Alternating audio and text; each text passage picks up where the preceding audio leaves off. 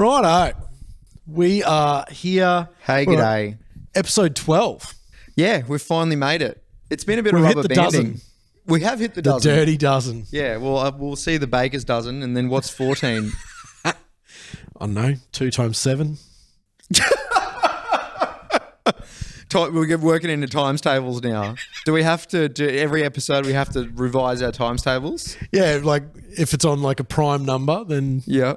Did you do I want to know, when you were in primary school, did you like have like the teacher would propose a race to see who could say their times tables fast enough? You ever have those? I'm sure that would have been in there somewhere. Yeah, I remember grade 3 and 4. That was like the hot ticket thing because Yeah. I hung out with a fair, not just How do you nerds, make but maths cool? like grade 3 and 4. I think kids are still kind of like interested enough. A lot of kids are still interested enough in stuff that if you challenge them with nerdy shit, Yeah. they're like, well, I know that. And then there comes a time eventually where they're like, it doesn't matter if I know that. Fuck you. It's potential as well, like especially with like boys, I think that you throw that competitive element in and they're in.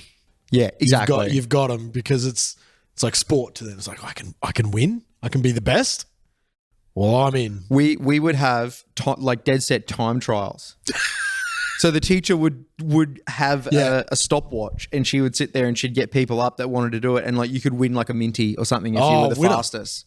Yeah, so the stakes were high. It is funny, like having been a teacher myself. It is funny what will motivate kids, and it could be the stupidest shit. But if it means they get it, then and that they won, that they will go their hardest. And it's funny, And right? it could be the most pissant little stuff. I think back to Minties. Was it part of a campaign that they did that it was like it definitely was, where you would like tear the wrapper. Yep. And you would try to make like the longest wrapper. And so there might be like Freddos and like chocolate and better things than Minties up for grabs for prizes in class, but the Minties were coveted. See, I always the first time I came across that game was at another kid's birthday party, and I'd never heard of this before, and I am absolutely garbage at that game. Yeah. I do not have really fine motor skills to be, tearing like tiny little, thin bits of paper. It is a very determined kids game. Yeah. Like you've got to be. Yeah, if you've got any sort of short attention span, or if there's anything that you find more interesting than tearing a wrapper for a lolly, you're out. Yeah.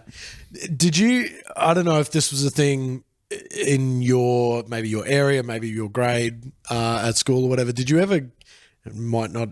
You might have been too busy playing guitars and stuff, but did you ever have any mates that got right into like Warhammer or any of those tabletop sort of games? I had a couple of mates that were in, Brady, who edits the podcast. Yep. Brady definitely was into that. And actually, I think there was a few of those guys, they all went to one high school. So like a lot of my friends went to another high school. Okay. Yeah. And then we all sort of met when we were 18 through bands and shit. Yep. But so Brady and his friends, John, and I think maybe Russ as well. But anyway, there's a few of them that did that. And what you noticed was as time wore on, like you'd have less and less time. You'd be going out partying and doing other shit. So high school was really like, well, I've got a little bit of free time, like, I don't know, 2 weeks. Yeah.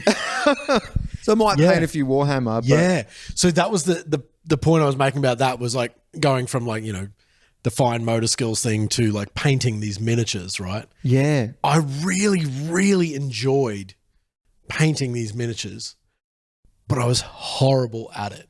Right. But I enjoyed the zen of it. Yeah. Just the like really fine brushes and like dry brushing like chainmail on the like things, and like, undercoating it all in black first, and then what's the Bob Ross quote? Oh my God. What's the Bob Ross quote? It's mistakes are just like happy accidents or something like that. Yeah. But I was just so bad at it. But I had 2 friends who did it as well, but they were so excellent. They just had that fine touch, man. And I was just so jealous. They could do it so effortlessly. They were so good at it. And I was just like, man, I try so hard at this. It's funny, right? Because like I would be interested. I got a few friends that as adults, taking a bit of a deeper swing at it, as adults have sort of gone and got diagnosed with ADHD or just ADD. It's all kind of the same term now, but that they've gone and got diagnosed with that. Essentially, yeah. And, you know, I got a lot of friends. I think that I've definitely got tendencies towards that stuff, but I don't know if I really sort of qualify. a bit of a hyper-focus type idea. Well, hyper-focus on certain things, but not nearly as hard as like my friend Joel. He was the kind of guy that like when we discover guitar, I was like, oh yeah, I'm into guitar and I want to know more about that, and I'm buying guitar magazines, going on forums. But Joel would like get in on a forum, learn everything there was to know about a particular amp, and then be the expert at 16 on that amp on that forum. And the kind of guy that's always tapping and everything and like that. But it's funny because I feel like those guys are the guys that hyper focus in on something like that. Whereas I always thought like I don't have the attention span to do something like that, so I must be the one that has a problem. But really what it was I just never found anything that was fiddly interesting. I was never like a fiddly I never put together guitar player. models and stuff. I was really bad at that. I always needed my dad's help. He's really good at stuff like that. Like those metal ones. And Legos, man, trash at Legos. My mum would buy me Legos and I would do it for maybe 20 minutes and then I'd lose all the bits and I'd never be able to finish the thing. And okay, so here's where I reckon there's a divide in culture around Legos, right? Yeah. So there's actually no, it's not even just like black and white or on and off or whatever. It's a spectrum, I think, of Lego. So you've got there are the kind of kids who like, say you're given like a particular set, but you also have, you know, your big box of like just generic Lego pieces. Yeah. There's the kind of kid, the bits box. There's the kind of kid who like they would put together the thing, whatever it is. Yep. And they'd be like, done. Beautiful. Right. And then they'd disassemble it, use the pieces in that, and then just go and make whatever else they wanted to, also incorporating their generic bits, right? Yeah. And they were happy. They didn't care that like when my nephews came along, I had a big learning curve because they were those kids. And they love just making, like using their imagination and making whatever they want out of all. But they have no problem with breaking up the police boat that they just got or whatever it was. Right. To use pieces out of that on whatever it is. And I'll be like, but the boat doesn't exist anymore. Yeah, it's gone now. Yeah, I'm like, but all the pieces are now in. You're going to have to find all of the pieces in amongst all. Well, I was the kind of kid, like when I got the thing, I made the thing, it stayed the thing. Then you had people like my friend Craig Zonka. Yeah. Who he got the thing, he made the thing, then his mum glued the thing together. It's glued. So because it could never ever be not the thing. Yeah, now it's only a model. It can only ever be a model. To be fair, he's got some sick Lego. Yeah. He's got the big, like all of the big pirate ships. Do you remember the pirate sets? Yeah. Oh my God, he's got everything. But I bet you though, right? That still looks mint. That was probably born of, she's bought him a couple. They're expensive as well, man. Lego was my mum bought me like one or two like small ones. Yeah. And then I never see had how the I big went stuff with them. either. And then she'd watch that I'd get halfway through building something and I'd get bored and then I'd come back and bits were missing. Dad come and fix it? And I'd be happy. Finish it for you? Dad he didn't give a shit about that stuff. And so, but then when I'd go, we'd be at the shops like, I want that one. And she goes, no, fucking way. You never finished the last one. And so Craig's mum probably watched him make a couple and then destroy a couple and then was like, right, no more of this. No. If you know Craig and his family, like there's no way he destroyed anything. Right. He's a very like, he's a particular guy, man. Yeah. He's That's great. why he's on the ABC. Absolutely. His dedication to like quality is what got him to He's the a very ABC. good use of taxpayer money, that's for sure. He absolutely is. Yeah. But I think that's your spectrum. You've got like kids who are happy, like it's like chaos Yeah. all the way through to order. and everything in between. And I feel like I sit somewhere in the middle. Yeah, no, I was, yeah.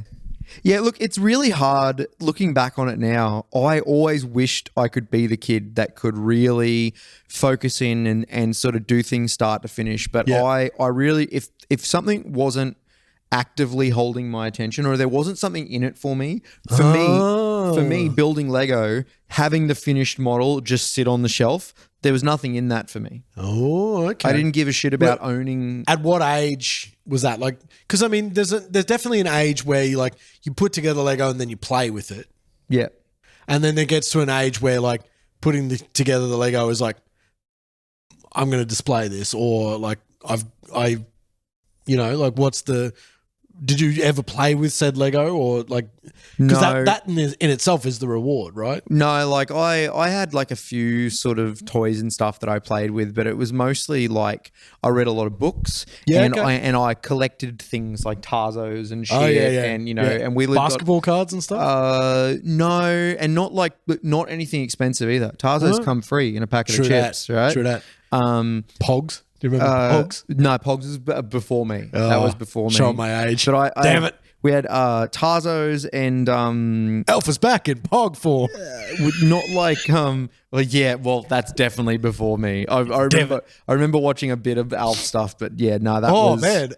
Oh, we could make a whole episode on Elf. Yeah, and Coneheads. Oh, see, I didn't get into Coneheads. That was a bit older than me. That was an SNL skit that was sort of if you were if you were like 15 at the time, that made a lot of sense. Whereas I'm like, these dudes have cones for heads and they're like blowing bubblegum condoms. Like, what the hell? It didn't make any sense to me. yeah, it's bizarre. But what was I going to say was Lego, Tarzos. And Lego, and can't remember.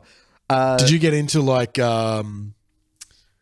what are they called, like Beyblades and stuff? Was that Pokemon, Beyblade, anything that was expensive, Mum and Dad didn't bother with because they're just like, it's just shit you're going to collect and it's not going to be worth anything. And I remember I'm sorry, Mum and Dad, actively staying out of fads and stuff because I was like, they raised me to be like, you don't want Pokemon cards and shit. That shit it's a craze. It's going to pass. Oh my God. No one's going to give a crap about it. You could have made so much money last year. And I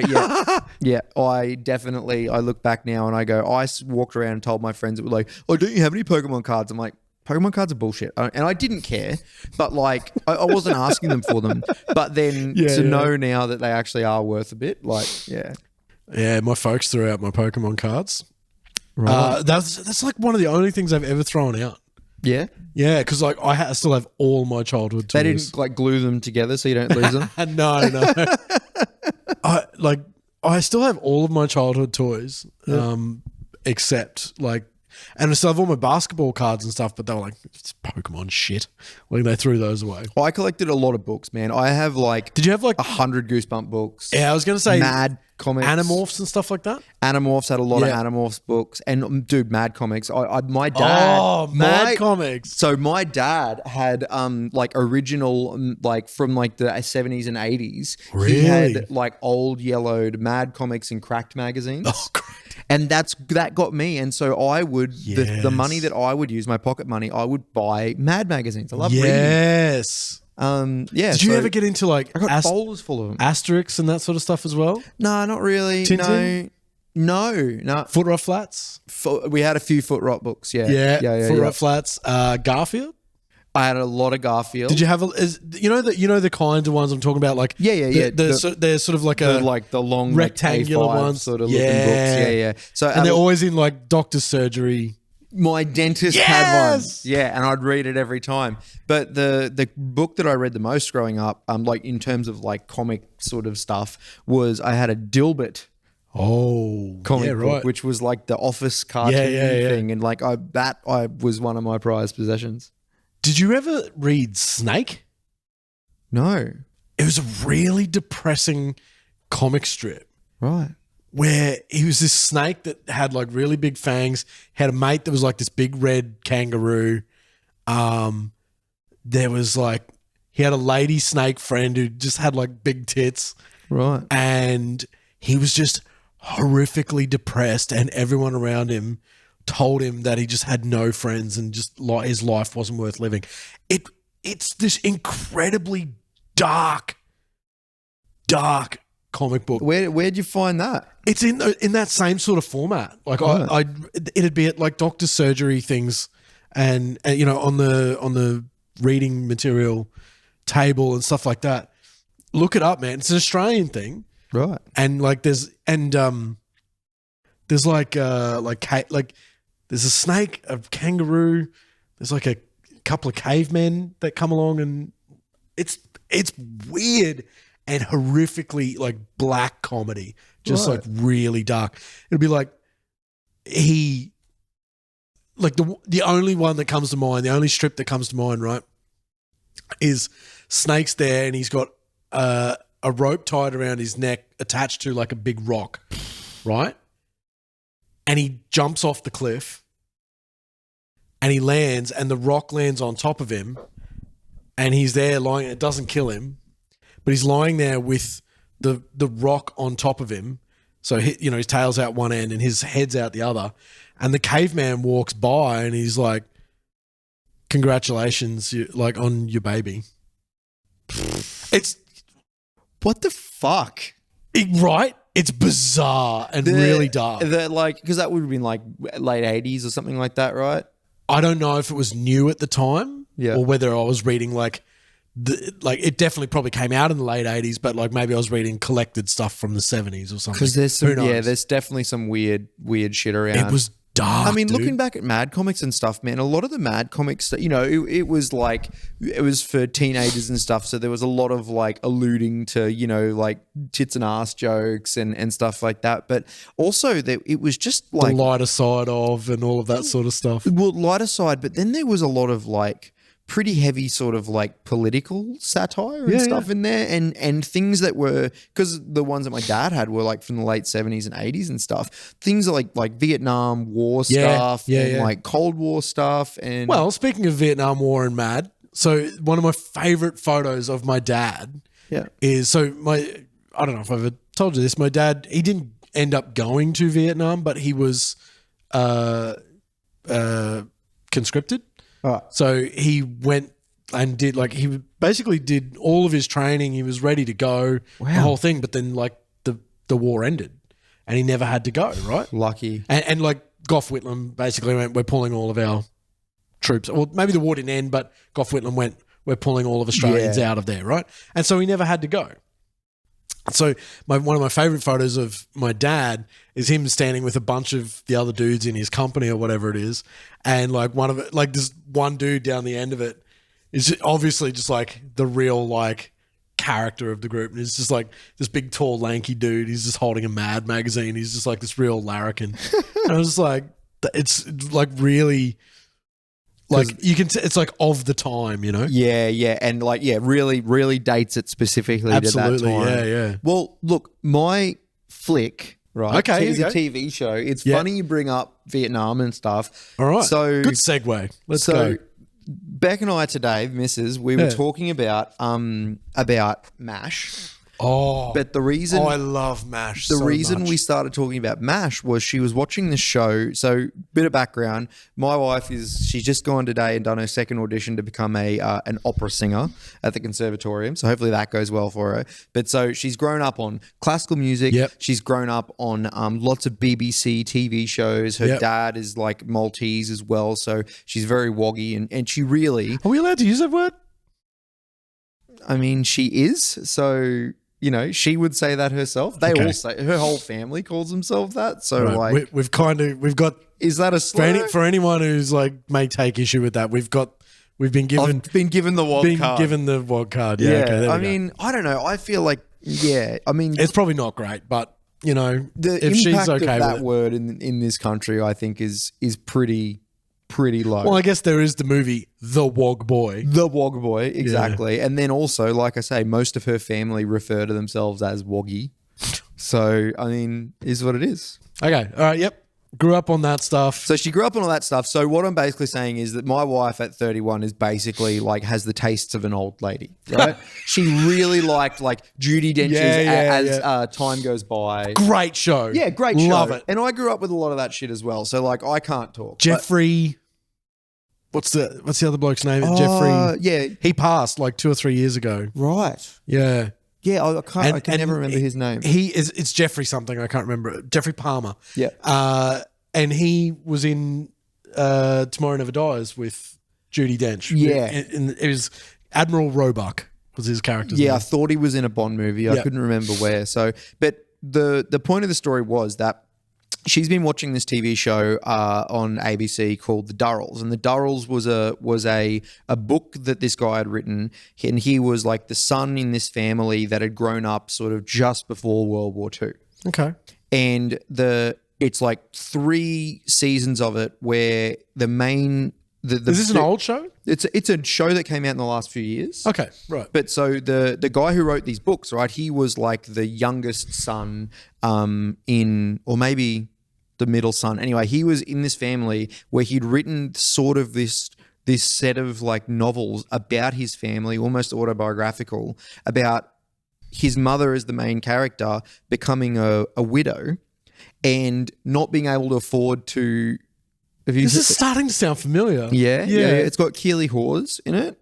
Yeah. But so anyway, she's got like 4 kids. She becomes a widow, and it's like the mid-30s, and they decide to move to Greece, to like an island in Greece, because it was super cheap. I have seen it. You have seen this show. It's fantastic. It's such a good show. It's right? great. Yes, I have seen it. Yeah.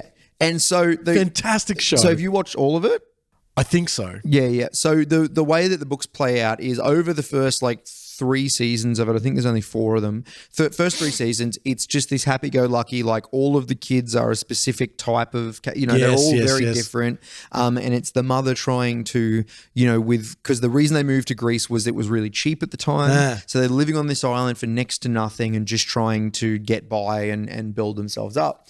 But the way that the whole season or the whole series finishes, and he's like writing it as his character is like he's an author, and and like it's part of the humor as well as like the younger brother or whatever keeps like stealing his typewriter and things like that. Yeah.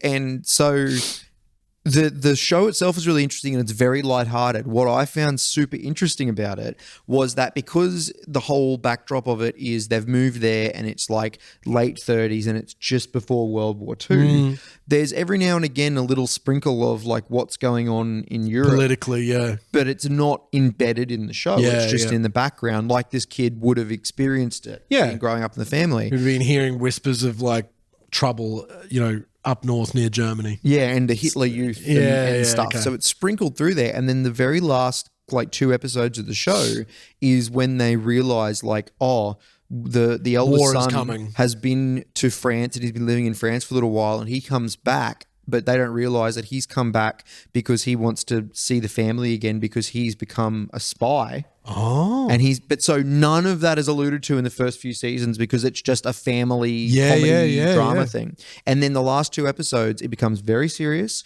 and like, oh shit, what are we going to do? We're going to have to go back to England because if we stay elsewhere in Europe right now, we could be caught in the crossfire. Yeah. There's their English cousin is living in Albania and it gets invaded by Italy and he gets killed because he's from England. Ooh. Right. And so the reason I bring up MASH is this last episode of the show is them all sitting around having lunch together, basically saying their goodbyes to the people on the island, the family kind of splitting up and doing because he's Are we going to talk now. about goodbye, farewell, and amen? Like the last episode of MASH? Is that what we're going to do? Well, I wasn't. Kind of, yeah. Good, because that's one of the best pieces of television ever. Yeah. And so to end the Durrells thing is I found it super interesting that this super lighthearted comedy kind of show finishes on them just having lunch and it's sort of like the end credits roll and that's just the last time a lot of the family are going to see each other. Oh, wow. All the people that they've made friends with in this place and war were declared, so show over.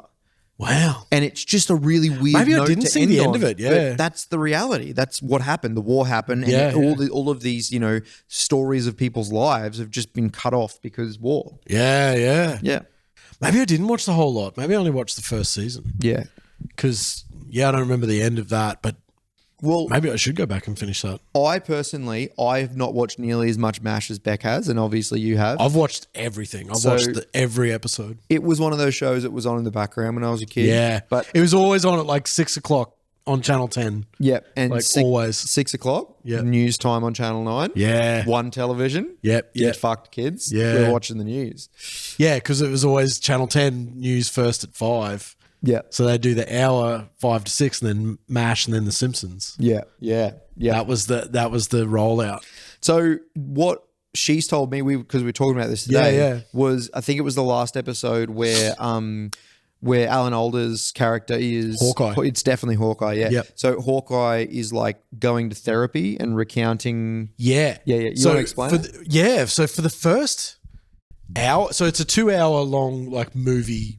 Because it was such a long show. It 9 deserved seasons. that. Yeah, 9 seasons. Ironically, the show went longer than the Korean War. Yeah. Itself. It lasted longer on TV than the Korean War actually went. But yeah, so the first hour of Goodbye, Farewell and Amen is Alan Alda, Hawkeye. He's actually in like a mental health facility. Yeah. Recounting to his friend, and like there's basically like he tells the story 3 times of what happened, like sort of sprinkled over the first hour. Yeah. But it takes until the 3rd time to admit what actually happened. Yeah. And then when he finally admits it, he gets released and goes back to the 407 7th, and then the last hour plays out, right? So what the story is that a bunch of the people from the 407 7th get some R&R. They take one of the medical buses, put everyone on there, and they go to the beach for the day, and they have this great day. They have a cookout. They like swim in the ocean. They play beach volleyball, all this sort of stuff. And then on the way back to the camp, they get word that like up ahead there's like some Korean patrols, right? So like pull over the bus, turn the lights off, make everyone be quiet, all that sort of stuff. And there's it's at first alluded to that like there's a chicken on board the bus, and he's telling like this woman to keep the chicken quiet because it'll get us all killed and all that sort of stuff. And then finally he admits that like it was actually the woman's baby. The woman's baby, yeah. And the woman, and he loses his mind because he's so afraid of dying. Yeah. And he tells the woman to like quiet the baby. Yeah. And she smothers it. Yep. And like that makes him have a psychotic break. Yeah, and he swaps it in his brain to be a chicken to deal with it. To try and protect himself. Yeah, to try and deal with it.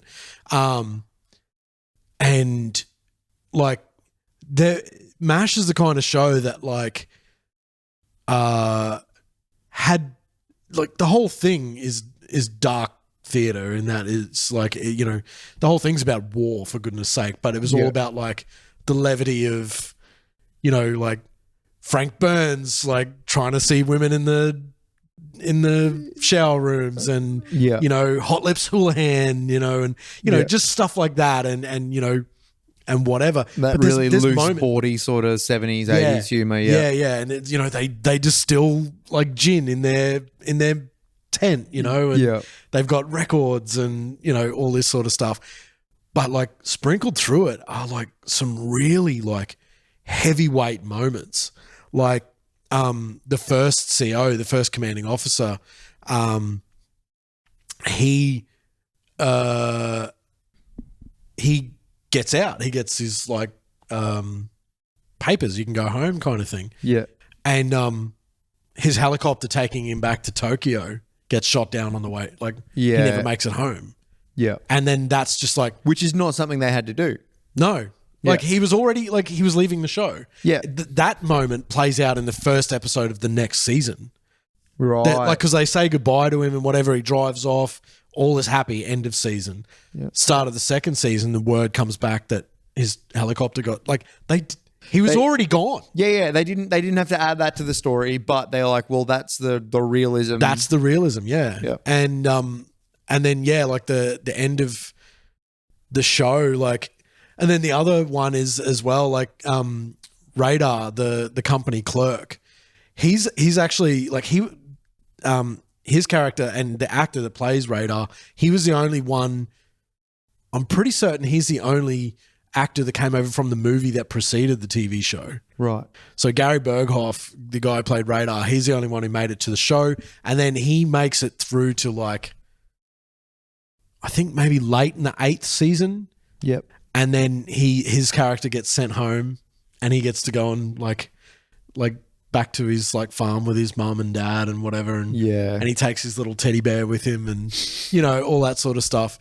And so he nearly made it all the way through to the end of the show. And then Klinger, who had to that point been like the guy that was cross-dressing trying to get a Section 8 the whole time. He's trying to get like kicked out on mental health grounds. He takes over the role of the company clerk. And then finally in the last season, they give Klinger a storyline that isn't just like he's the guy dresses up in drag. Yeah, yep. So finally, he basically falls in love with a local South Korean girl. Right. And irony of ironies, he's the only one who stays. Yeah, in Korea when they all leave. Like, so at the very end, they like the war's over. There's a peace treaty called, and they basically, and then there's a big fire that's coming, so they have to bunk out of where there's like a big bushfire, and they have to bunk out of the spot where their camp is, and so he goes, basically he and his missus go looking for her family because they've gone missing, and he stays with her in Korea to try and find her family. And it's like, you know, like even a tiny little thread of a storyline like that, they wrap up, you know? Yeah. And it just, everything about it is satisfying. Like, the last shot of the chopper taking off and Hawkeye had written in, he'd like put rocks down and written like goodbye, farewell and amen or something. Right. And it pulls off, like the helicopter pulls away and like you see the shot. Oh, that's heart-wrenching. So Brilliant TV, man. I it's to this day I think still in the top 10 like most watched of all time. Yeah, like incredible. Because I remember we had pay TV growing up. We had the All-Star, and TV1 was the channel greats that had all the greats on it. Yeah. So I watched Gilligan's Island and all sorts of shit on there. A lot of Gilligan's Island. I watched. Man, growing up, I watched so much Gilligan's Island. I watched a fair bit of Get MASH. Smart, dude.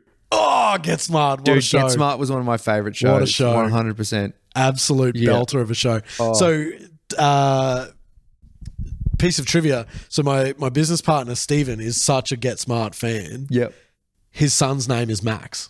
Hey, there you go. And it never ever, like, I was like, man, Max is it's a bit of a weird like thing to call your kid. And then like I went around to his house and like you can tell a lot about like what people hang on their walls and where they hang it, right? Yeah, yep. So in his toilet, hanging, like essentially if you're a dude and you're standing at the cubicle, you're looking at a Get Smart poster.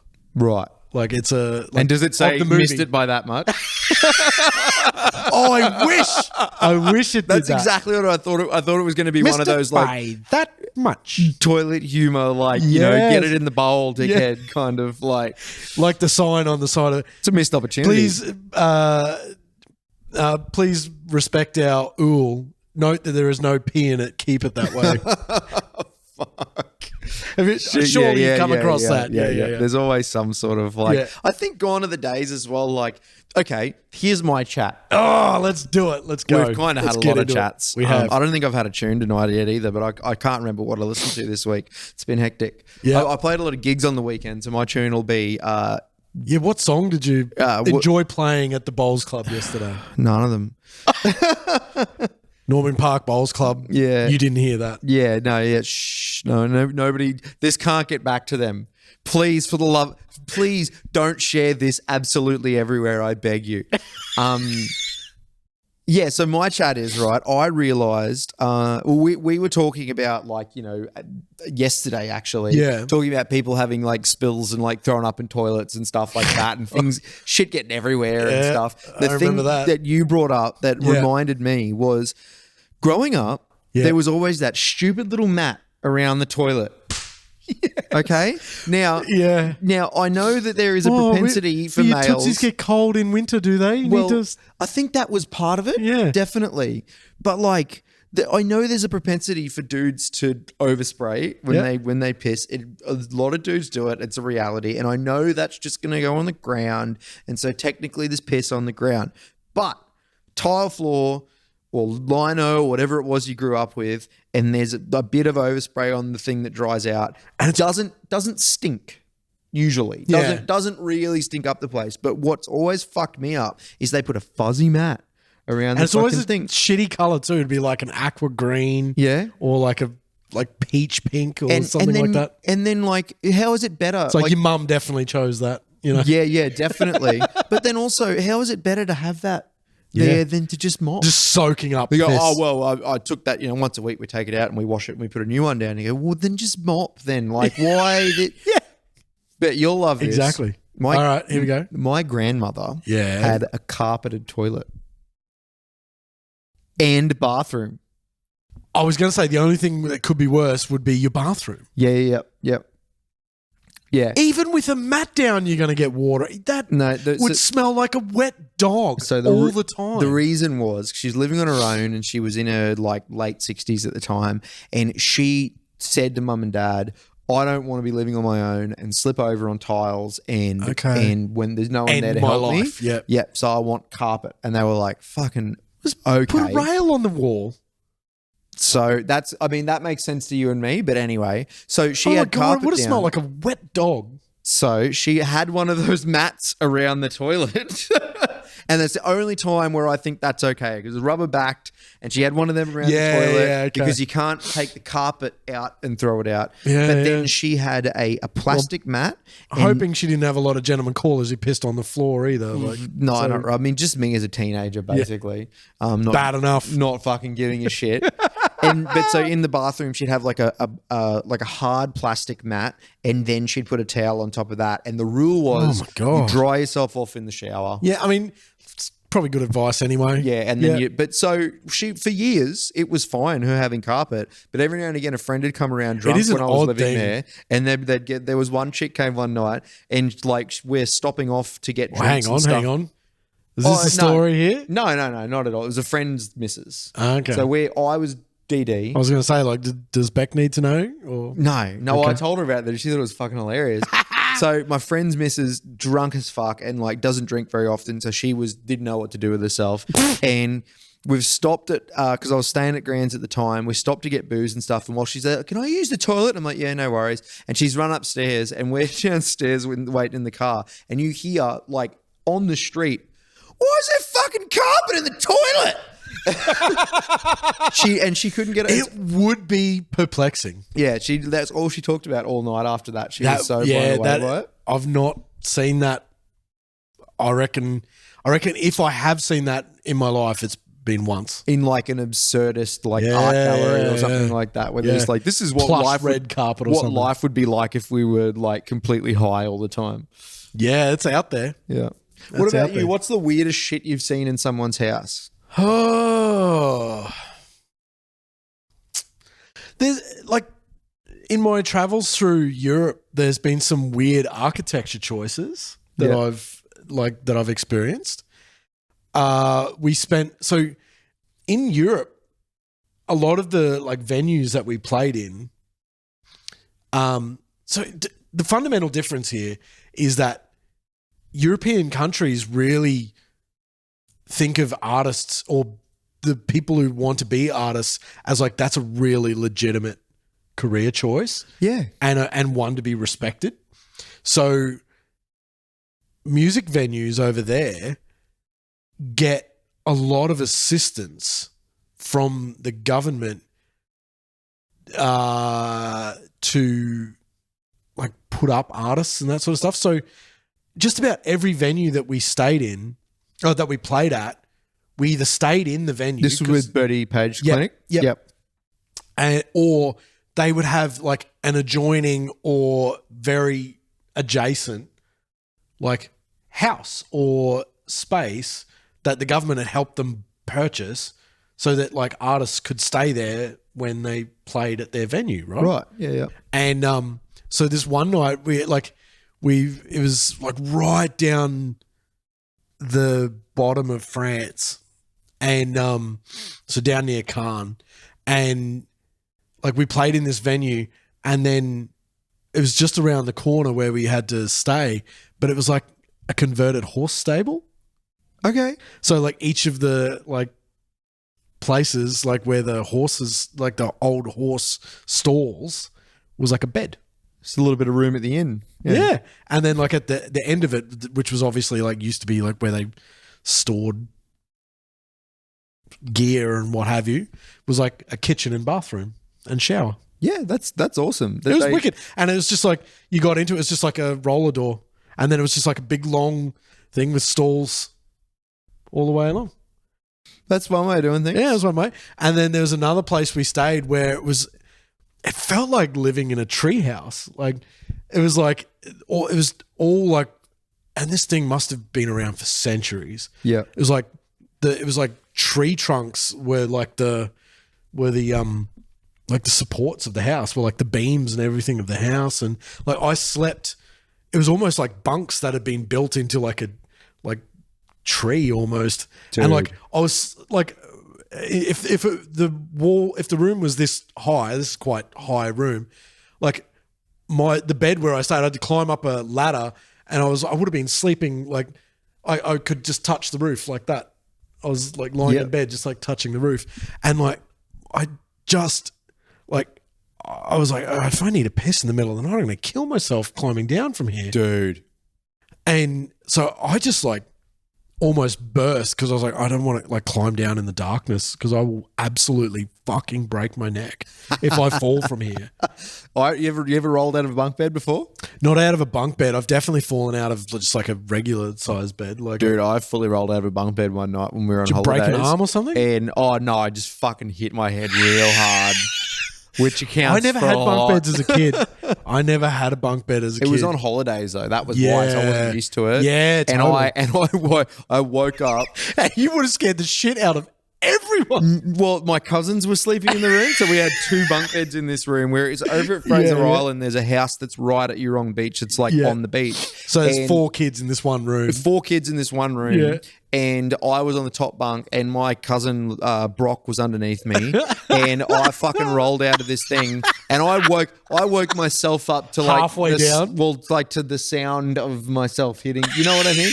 You know when you're like sometimes you're snoring and you wake up and you kind of catch the last. You're a bit lucid and you go, "Fuck! Oh shit! Oh, like I've snored so loud I woke myself up." Yes. Oh my god. Yeah. Just snoring things. Yeah. Hashtag big boy problems. Yeah. But so I hit the ground and I woke up and I'm just like, what the fuck? And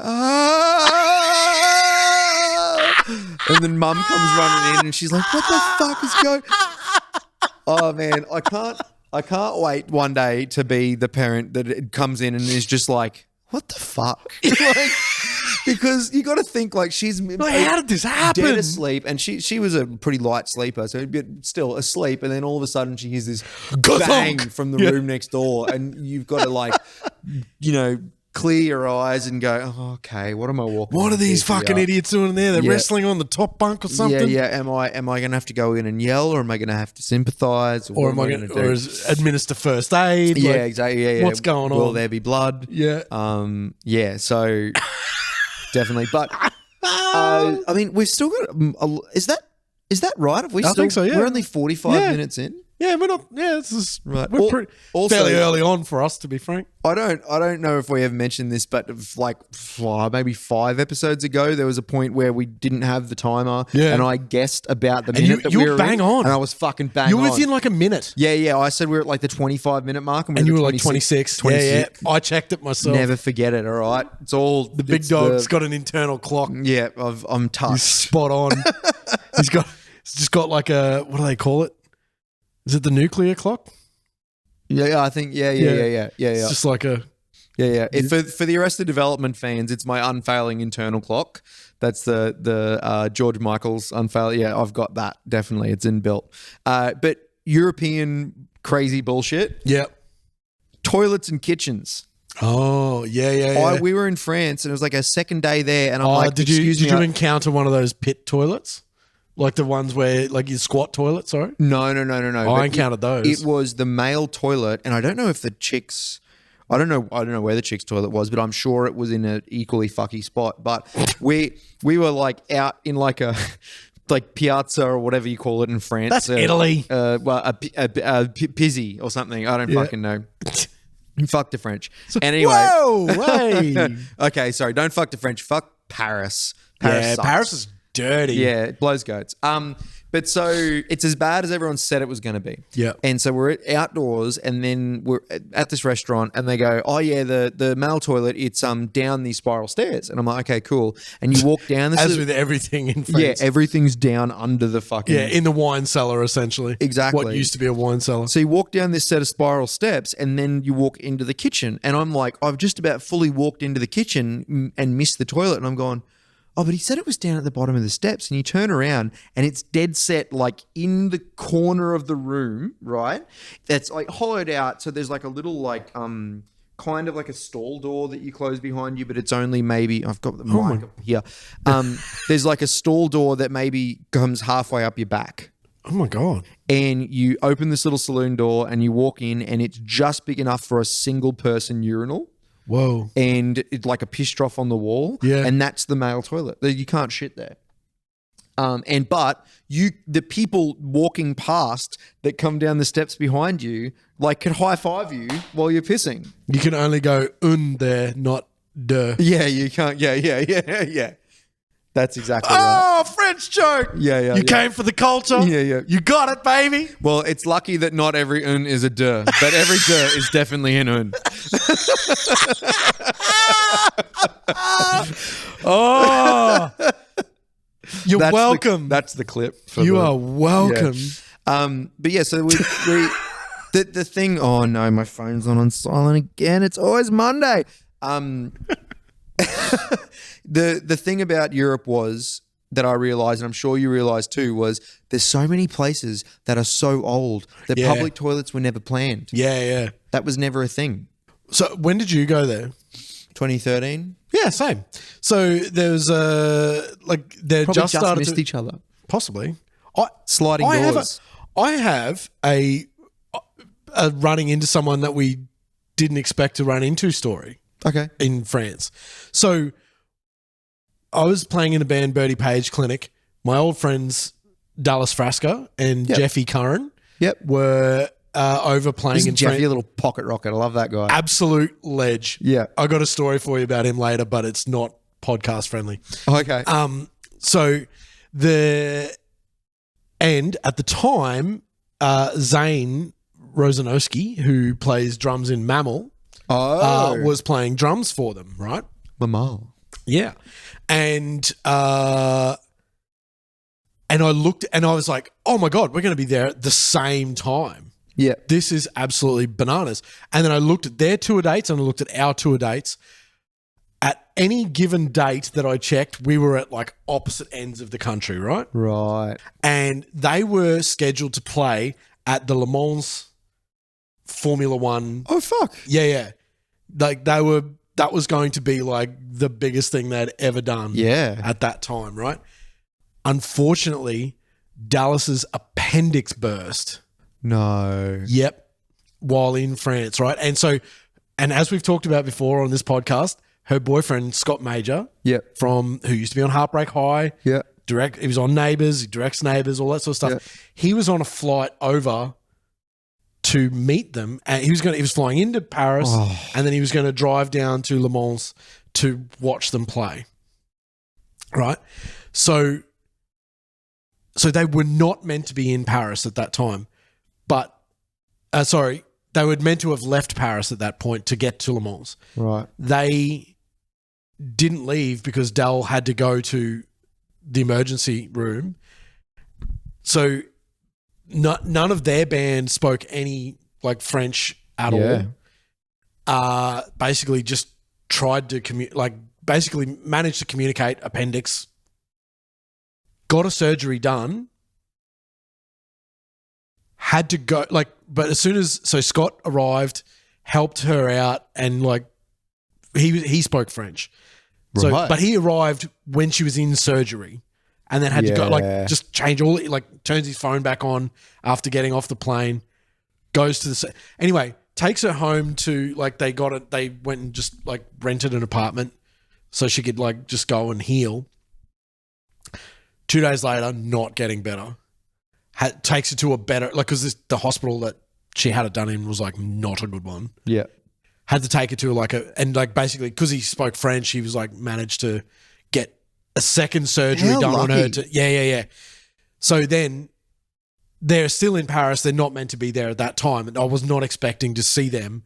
So our last tour date of the run was in Paris at this little place just around the corner from the Moulin Rouge, and we parked in a parking structure and then walked our gear to the venue, and we're on our way to the venue, and I see this little short unit playing a flying V guitar, busking in the middle of the square, just near the Moulin Rouge, right? And this big, muscly unit of a dude belting. He had made a drum kit out of buckets. Yep. He had found behind a restaurant. He dodgied up he had his double kicks. Hell yeah. And they were out there busking in the middle because they'd been there for 3 days. They were bored. Yep. And they were they needed money. Yep. So they were we ran into, I've run over Jeffy Curran. Yeah. What are the odds? And then he's like, bro, Dell's sick.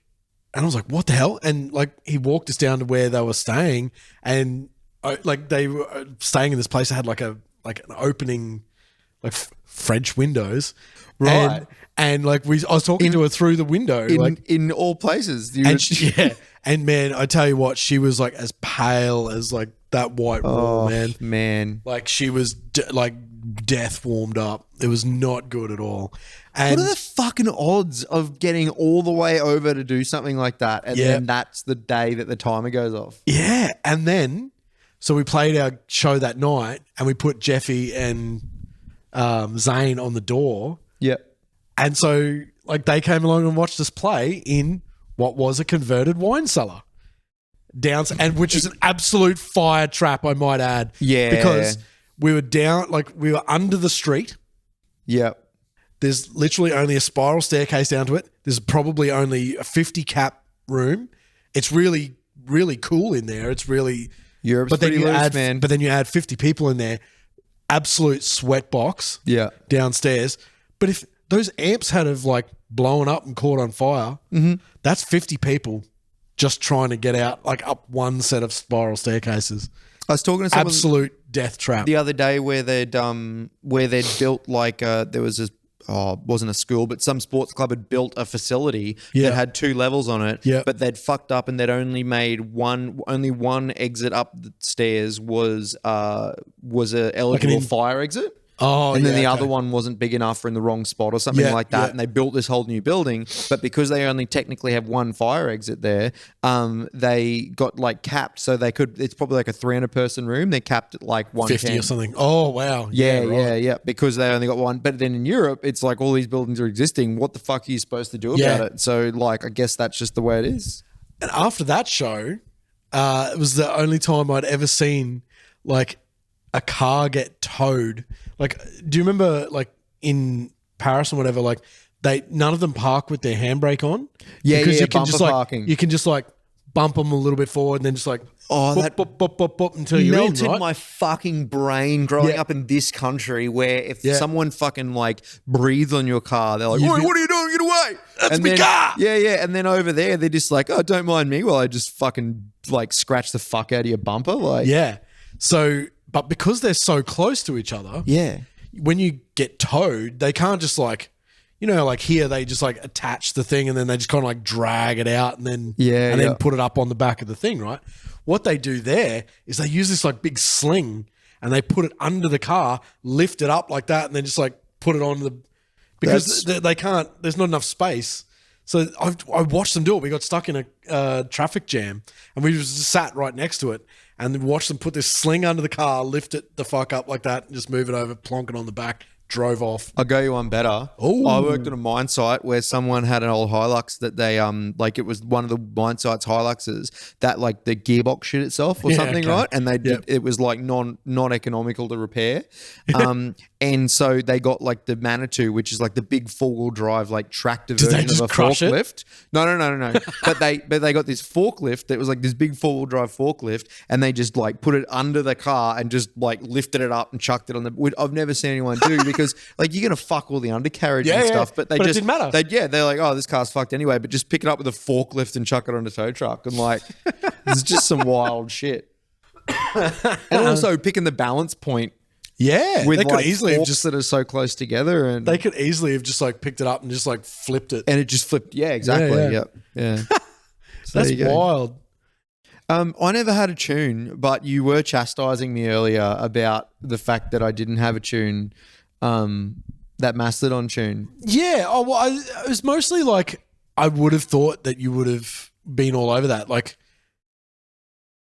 that just seems like up your alley, and. Like, you know, the other day when I had the new Every Time I Die song, Planet Shit. Yeah.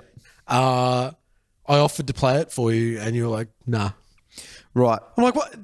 This is a privilege. You get to hear it before everyone else. What the fuck? Yeah. No. So what it was for me was that with the new E-Tid song, I've heard a lot of singles now. I've been waiting for this album to come out for a really long time. I have actually gone and listened to the song like once now, but like But you're an E-Tid nut and you've listened to it once? No. But where I was with it is I've burnt myself out already on the first few singles, and I realized I've got to leave something to be desired for when the album comes out. You know, I know there's a lot of tracks on it, but like I don't want to. I do have a habit of I get a single, and like when this first single came out off the last Dillinger album, and I flogged. I went on the BBC radio stream they had the week before, and I ripped that I could listen to it. And I flogged that single so hard for myself. Album came out, didn't love the album, and was already sick of the single. So what did it leave me with? Nothing. So I've decided to draw the line and just wait for the album. But with the Mastodon thing, it's like edging yourself. It's just like giving yourself blue balls. Yeah, well, it's kind of like, you know, when 4 trailers come out for a movie and you watch all 4 trailers and then you get to the movie and you realize there's not much left to watch. I don't care. Yeah, no, I know. I love spoiling it for myself. Yeah. Well, I spoil Star Wars for myself. I'm such a fucking idiot. I spoil dinner for myself quite frequently. So I get that. Yeah. Oh my God. But the Mastodon thing that you were chastising me about, explain that.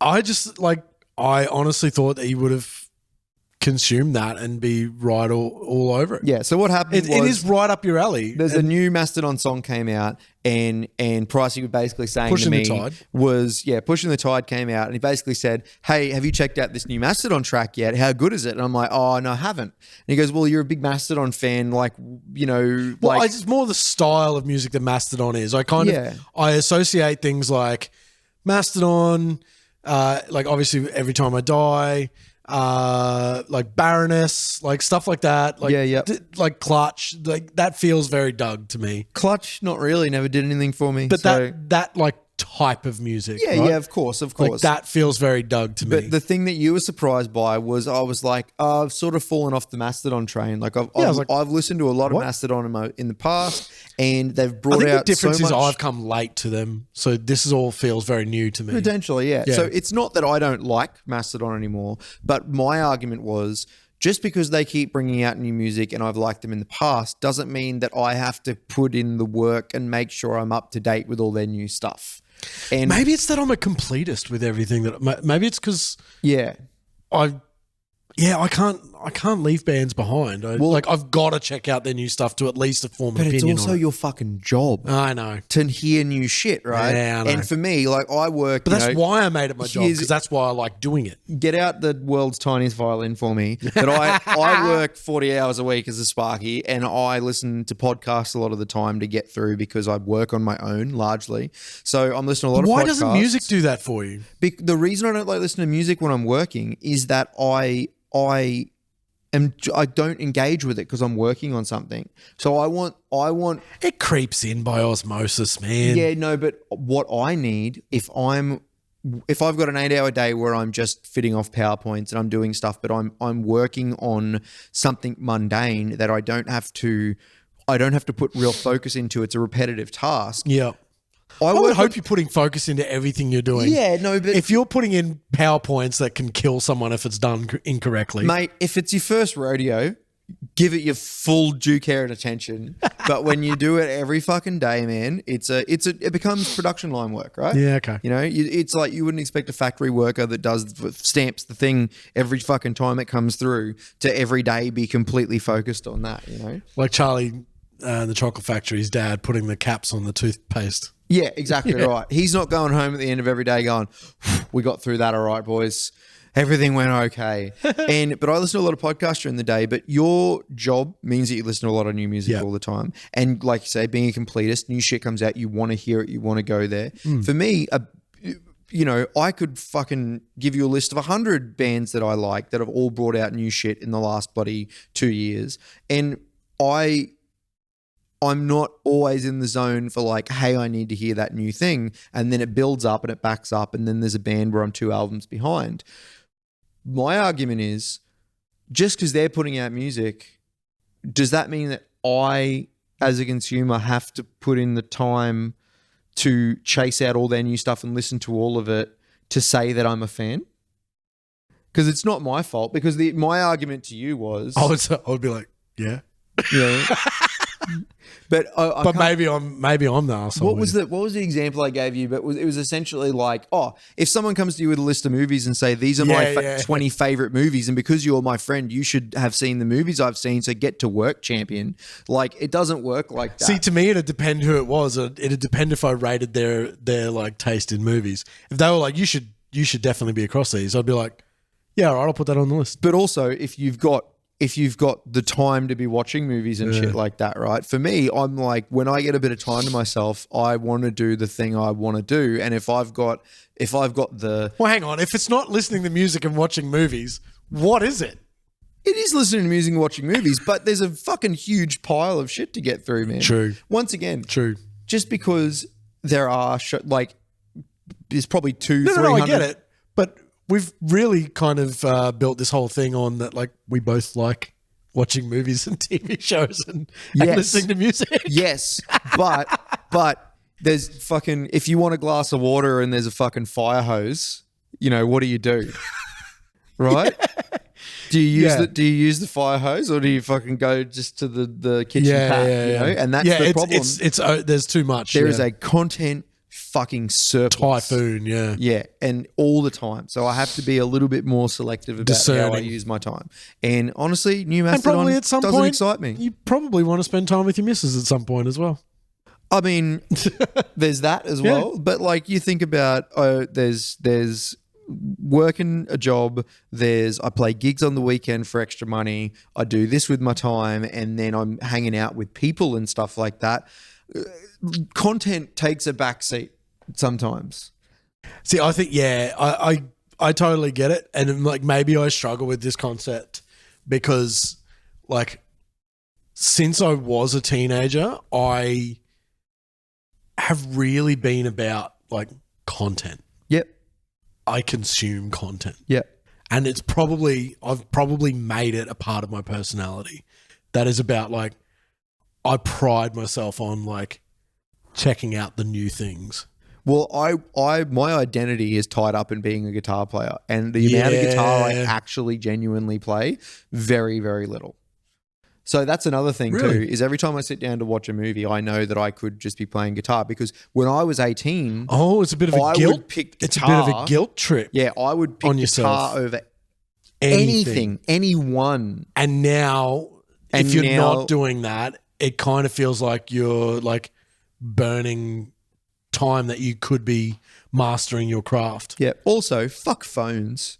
Phones have ruined a lot of that, because you go, well, here's half an hour I could have been playing guitar, but my brain literally disappeared doom for scroll half an hour. TikTok. Doom scrolling. Yeah. Yeah. Anyway, that's a bit of a shit note to sort of come to an end on. But my message to you, anyone that's still listening to this shit out there, is that the content fire hose that is out there, never feel compelled and never feel like you need to be consuming things just because you think you're a fan of them. Like, the content is there for you to consume, but you aren't there for it. Oh no, I've got to question my life, I think.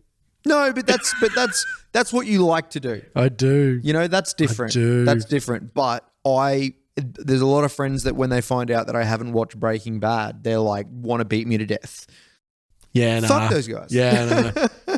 Eat shit, I haven't got the time. Eat shit, I ain't got time. Man, maybe that should be the name of our podcast. Yeah. Eat shit, I ain't got the time. Yeah, well, once again, the irony of this being a pop culture podcast, eat shit, I ain't got time, doesn't really add up, does it? I mean, the beauty of it all is that, like, evidently we do have the time, because there's definitely people out there who have not consumed as much content as either of us. Well, I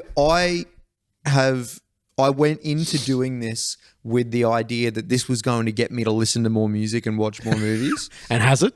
Well, it's made me want to. It's been a very busy few weeks. Obviously, we never addressed as well the fact there's been a big gap and stuff, and I don't think really anyone is too fussed about that. No. But what I do want to establish now is that going forward, I want to start adding in a little bit more like theming stuff, and us actually we want to play. There's a couple of games we want to play. Definitely. There's probably some movie franchises we probably need to sit down and watch and stuff. So I think going forward we might have like some do the Hot episodes. Wings thing. I found a trivia game I've got at home, a card trivia game. Yes, that we can use the hot sauces and wings and whatever. Yeah. So we're being very original, and we're thinking about doing a hot sauce challenge.